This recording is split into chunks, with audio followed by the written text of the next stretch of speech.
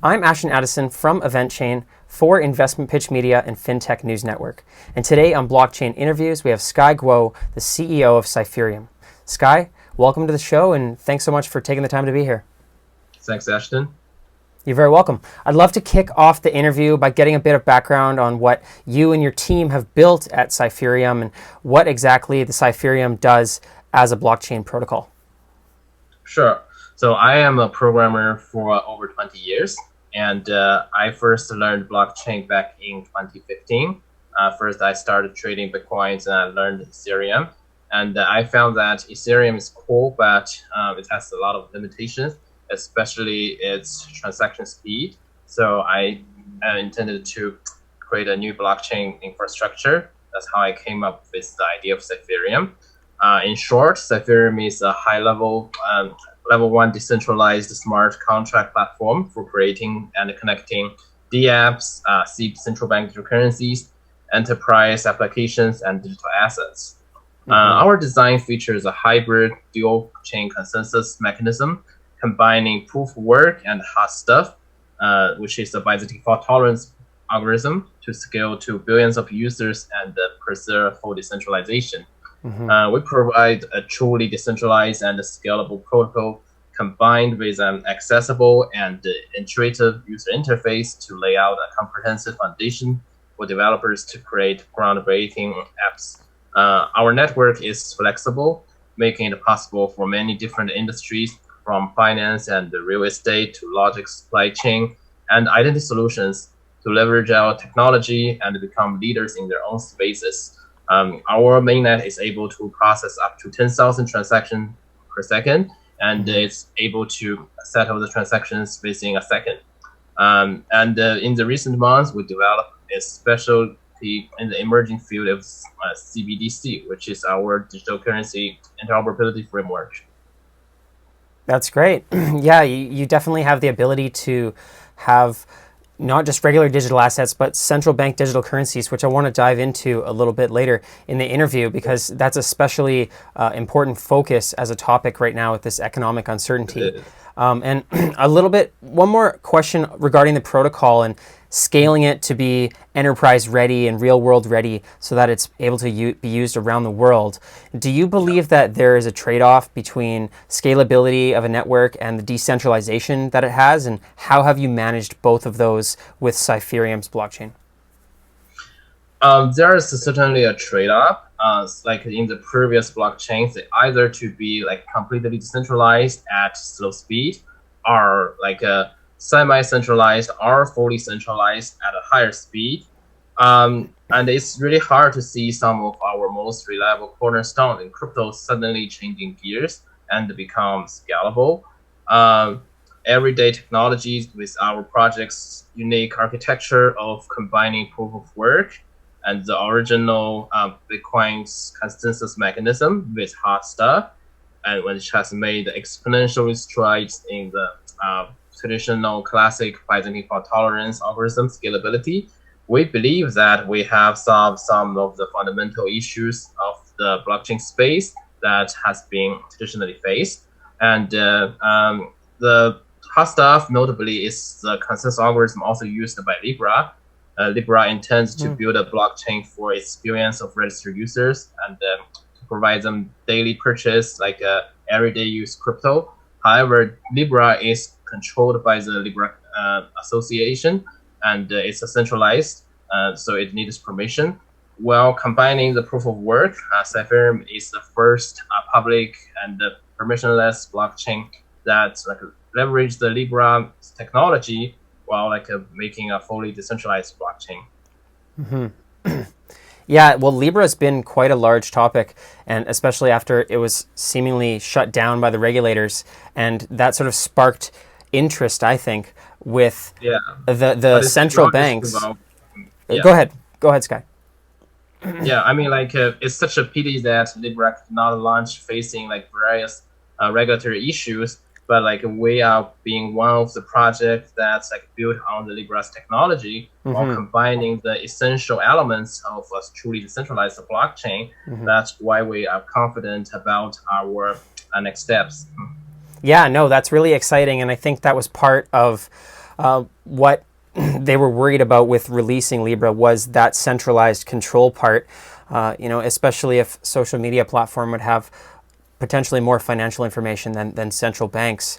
Exactly. Leading to that, you mentioned that Cypherium can create and connect decentralized applications, digital assets, but also central bank digital currencies. Now, how big of a market is the CBDCs for Cypherium, and does that play a big role in your platform?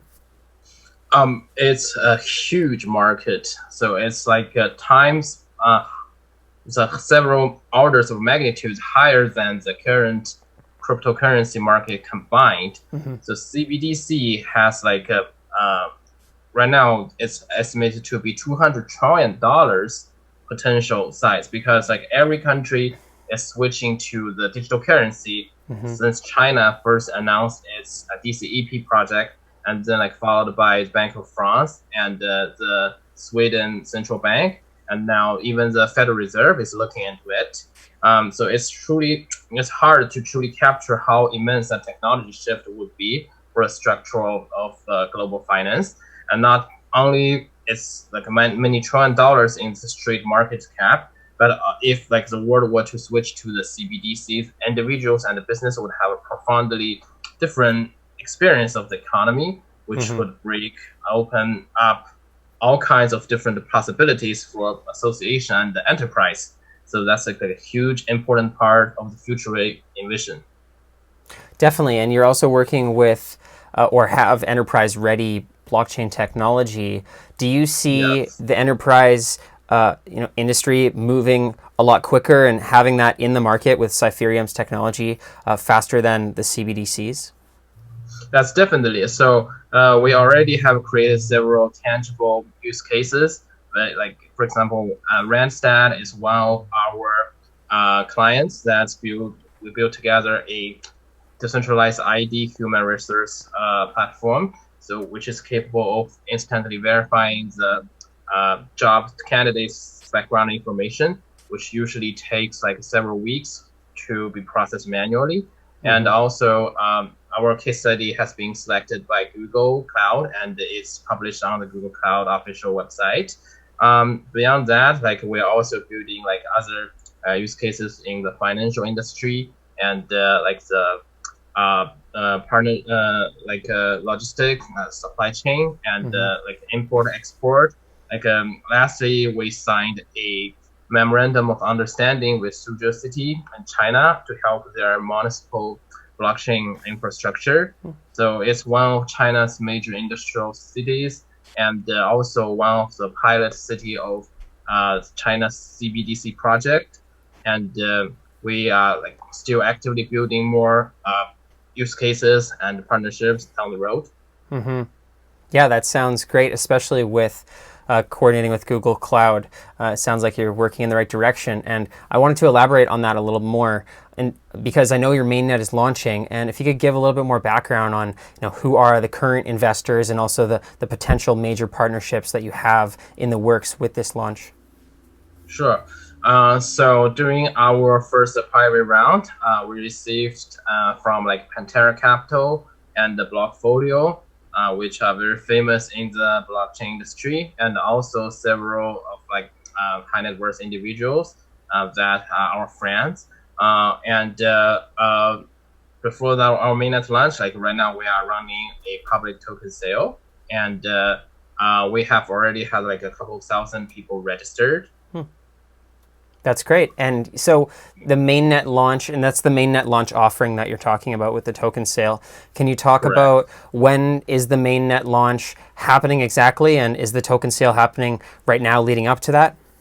Yes. So we plan to launch our mainnet right after we close our public token sale. So it's originally scheduled to be by end of this month, and our technology is already developed. So we have been running our fully functioning testnet for the couple of months since 2019, since last year, Mm-hmm. and everything goes smoothly. So in our Telegram group, like people were sending and receiving our Siferium test coins, and all the transaction could be processed instantly. They're already using our technology. Yeah. Okay, that's great. So with this mainnet launch happening, I know this is a big event. Once the mainnet launches, what do you see as being one of the major key success factors to Cypherium being success, many years down the road? That's a very good question. So I think blockchain innovation is happening at light speed, and there are, like, as you may have heard, like DeFi and other sort of different innovations.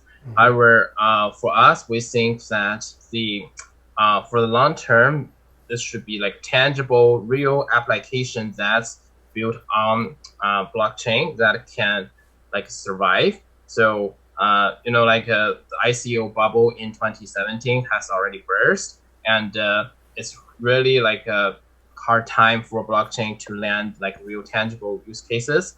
And the Google Cloud Randstad joint case study, which with Cypherium, I think that's really provides a very good example that we can follow in the next step. So we will build more relationships with enterprises and create use cases, and also we'll be working with like governments and central banks and policymakers to facilitate the adoption of our technology. Definitely. Yeah, well, that sounds exciting. So all the best with that mainnet launch. Now, we're running out of time here, Sky, but for the viewers that are interested in learning more about the mainnet launch and about the mainnet launch offering and token sale, what else do they need to know and how can they learn more? So they should definitely visit our website, which is Cypherium.io, and also join our social media, Telegram group, and Twitter. And I just wanted to let you know today, Twitter launched an emoji for Cypherium. So if you type hashtag Cypherium or hashtag CPH, you can see our emoji on Twitter. Wow, that's super cool, Sky. Yeah. Congratulations to that. I will leave those links for the website and the Telegram as well in the description box below for the viewers. Thanks so much for taking the time to come on the show. Thanks, and all the best with the mainnet launch, and let's follow up in the near future. Thank you. Really nice interview.